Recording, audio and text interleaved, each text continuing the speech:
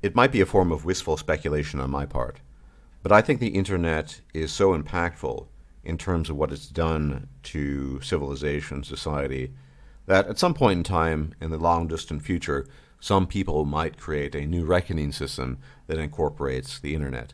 And that might exist already as a joke, but inasmuch as that's a serious consideration, less the reckoning system and more how impactful the internet has been, I want to take the time today to talk about some of the negatives after I've mentioned the obvious positives of the internet. Now, specifically, I want to focus on the idea of echo chambers, and that wouldn't be the first time I've talked about it, although perhaps not in so much detail, and almost certainly not the first time other people have addressed the issue. But essentially, I want to talk about them and why they're so harmful, and why we have effectively a new intellectual obligation to be cognizant of what the internet does to us. Now, obviously, the internet is in many ways a good thing. It unites people in communication. We can do things that our ancestors have never dreamt of. So, for example, I can call a friend in Seattle that is an enormous distance removed from me, and we can communicate in real time. That's astounding.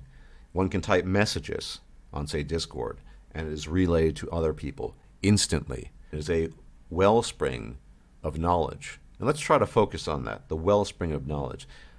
I often regale younger people with the rather boring tale of me being the old man, saying, look, when I was young and wanted to find something out, I had to walk across town to the library to get a book, and they may not have even had the book. And sometimes I had to go to the much bigger library, which was a fair distance away, significantly so. And maybe, just maybe, if you were lucky, you had access to an encyclopedia. So that wellspring of knowledge is a very important factor of the internet. Bearing all those things in mind, it is very important to talk about the dangers of the echo chamber. But before we talk about the echo chamber of the internet, we are forced to talk about the echo chamber within our own mind. And what do I mean by that? Well, human beings have an enormous amount of cognitive biases. And one of these biases involves how we as human beings tend to adopt ideas and then run with them for the foreseeable future, not always because they're correct, but because they boost our ego, or we feel we identify with them.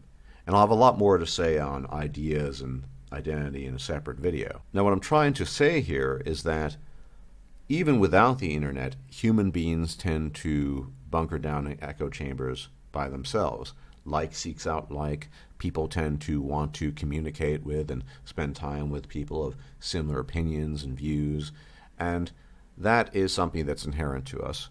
And what the internet does is that it takes qualities and traits that are inherent to human beings and it amplifies them, more often than not in a negative sense. So let's take some time to think about how we evolved and how we interacted with people. It's obvious that we evolved in small hunter-gatherer tribes, and it's obvious that when we communicated with people, we looked them in the face, typically. There was eye contact, and we engaged with the person very directly. And in that scenario, we had to maintain some type of decorum, some type of respect.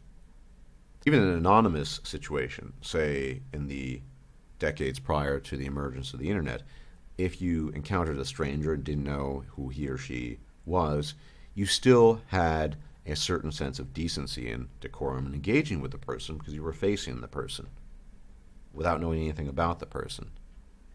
And so a lot of people cite the anonymous factor on the internet as being the contributing factor to the building of echo chambers and the general lack of decorum, but I think that's only part of it. I think far more salient is the fact that we're not facing each other in face-to-face conversation, which is to say, in traditional Stardust language, we are maladapted to use the internet as communication. Bearing in mind that we all have our own biases and our own echo chambers, I want to cite some actual examples before I proceed further of how I have encountered this phenomenon in my own time on YouTube. So not too long ago, I put out a video about Andrew Yang. This was before the Yang Gang insanity became a big thing. And in that video, I believe, to the best of my recollection, I mentioned UBI twice. Once in the context that Andrew Yang seems to support the idea, and the second time in the context that I myself, that is Stardust, I myself am agnostic concerning the idea. I'm not sure whether it's a good or bad idea one way or another. I'm unsure. Most of that video was spent discussing the idea of automation AI, and that I personally believe that AI and automation are important enough topics, and in particular relevant enough topics, that they must be put on the mainstream platform for the purposes of discussion. People need to be aware of these things. And that is why I, quote-unquote, supported Andrew Yang. Now, I have to say before I proceed that this would not be the first time that I looked at a comment section that was so distorted and so distant from what I had actually discussed in the video that I was certainly not shocked. I've seen this before, and I've seen this in other YouTube videos and other YouTubers. But the comments had mostly to do with UBI, many of them accusations involving Andrew Yang himself, calling him a communist or suggesting that I'm a communist, even though there was hardly any mention of UBI. And what does that tell you? It tells you that people approach things, my videos included, and everyone's videos included, basically anything, with their own preconceived biases, and the words and things that they like to home in on to react to. Now, I should point out, I don't think this is a conscious effort. I think these are unconscious firings of the brain. People of certain political leanings will look out for boo words that don't sit well with them. The same is true of the left. For example, race. That's a word that could be used in a neutral context, a totally neutral context, and yet the left would take it in a certain direction. And as we know these days, the right, particularly alt-right, would take it in a different direction. And people will home in on certain words. In the case of UBI, which many people liken to welfare, and I'm not here to dispute that. If you think it's welfare, and if not, I'm sure there are a lot of arguments against that. People just became obsessed with that word, and the vast, vast majority of the conversation was about UBI and communism and socialism, and almost nothing of the relevant points discussed in the video, that is AI and automation and just how impactful that will be on us, was mentioned. This is not the first time. It didn't shock me. I've made videos where I look at comments and I am at a loss as to how the person was listening to the same content that I had made. So again, not shocked. But it's a good example of how these things get distorted over the internet. And we all know those situations online where two people have a conversation, they're not face-to-face, and things go downhill very, very quickly indeed. And the thing about echo chambers, and we all have that natural tendency to bunker down our echo chambers, is it's amplified not by being anonymous per se, but the lack of eye-to-eye contact, the lack of decorum, respect, decency, however you want to term it, that you would normally have even in conversation with a stranger. Now, say what you want about Jordan Peterson. He has mentioned this a few times. For males, there's always that threat of violence, latent though it might be, and that's probably a contributing factor. But I also just think it's how we evolved. When we deal with people directly, we do our best to offer them a general sense of respect and a general sense of, hey, I'm trying to talk to you and I will treat you in a decent way if you do the same to me. That is completely removed, not from the anonymity, but from the lack of face-to-face conversation. And we tend to bunker down in our positions and our views. And the internet, it becomes even worse because people become ensconced in their specific corner, and all they hear are the same ideas on the daily, rotating around in every conversation, and it becomes a sort of inescapable trap, does it not? This, of course, was possible prior to the internet, but much less likely. The internet amplifies it, this echo chamber of our own mind. And then, of course, we come to associate ourselves with those ideas, and as a consequence, that much more vicious and aggressive when defending those ideas in the face of opposition. But my sales pitch, really, is why we should not become ensconced in these echo chambers, why we need to actively fight against this. Most of my audience is red-pilled in some sense, in the manosphere sense, I would think. And you know about your own instincts, and certain instincts that in a previous era of your life you let guide you in a way that was often harmful or destructive, instincts that might have brought you misfortune in a certain context, above all a context involving women. But there are many, many contexts in life, and many, many maladaptive situations. The internet is one such situation. And so my sales pitch is simple. We have to actively become conscious of the fact that we tend to bunker down even more on the internet because of those salient factors: lack of eye contact, lack of decorum, lack of direct engagement. And that is a bad thing. But why, you might ask? Why even bother?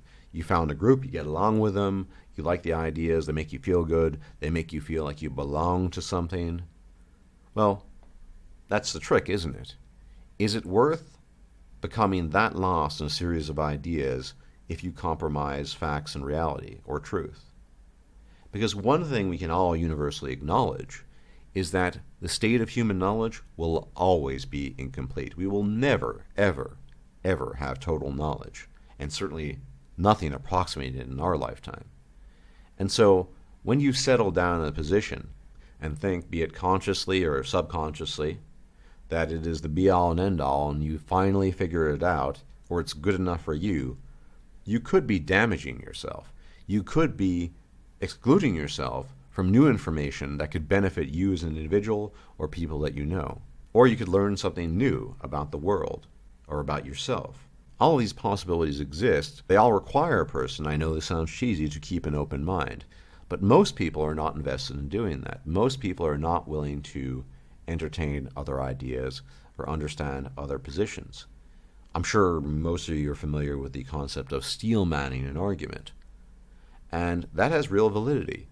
Most of the conversations I have observed in my time and tenure on the internet involving politics, for example, typically the right and the left, devolve into name-calling, frankly speaking, because neither side wants to even illuminate the position of the other and then proceed from there. That is something that's very important. And as you know, it might come more easily to me because I am a centrist by nature, and I want to understand both sides of the argument and where my position might fall in between them typically, but not always. So I have to listen. But when you're more polarized to the left or the right, that's not the most readily available option because it's not a particularly appealing option. Usually disgust and revulsion are the feelings a person tends to have in that situation. But I think the potential loss of excluding ideas that may not be your own, that may run counter to your own personal narrative, and the little echo chamber you've built in your own mind is potentially tremendous. Again, if it's not just new information, you might learn something useful about your own life or people that you care about. And if you're too bunkered down in that echo chamber mentality, due in large measure to the nature of the internet, this removed environment, as I'm inclined to call it, then you could lose out tremendously. Anyway, I think I've said my piece on this. It's important to address this topic in a certain way and point out why it's so essential that we keep an open mind and we do not allow our cognitive biases, our natural inclinations, to overwhelm us, lest we remain mentally stagnant or even regress in some cases. I will check you out later, I hope, if I'm still alive, and as always, may the gods watch over you. Bye-bye. If you liked this video, please like, share, and subscribe. And if you enjoy my content, please consider making a donation or becoming a patron. Thanks for watching.